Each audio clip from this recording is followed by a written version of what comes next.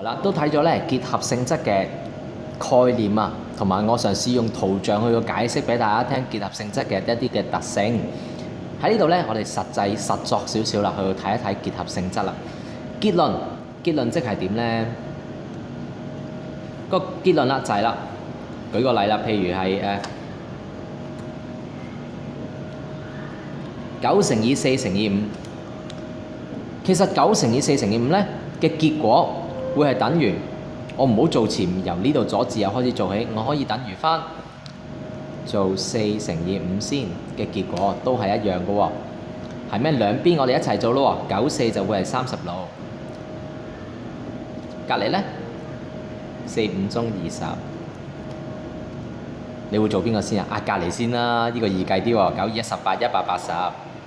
呢度要用直式啦，36乘以5，5、6中30，3、5、15、18，係喎180。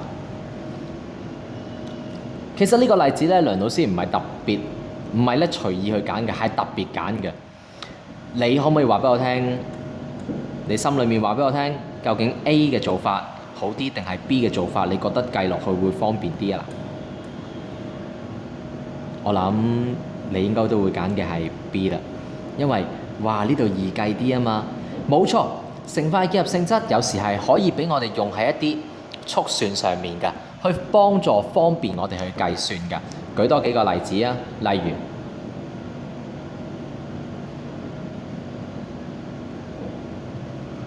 呢條數，如果我要計落去嘅話，我就應該7、5、35再乘以2，先計出70。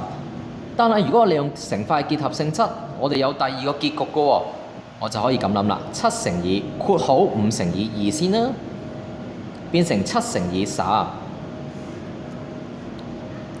然後計出70，咁我哋就做完啦，得唔得？呢一個咧就係咧乘法結合性質嘅好處。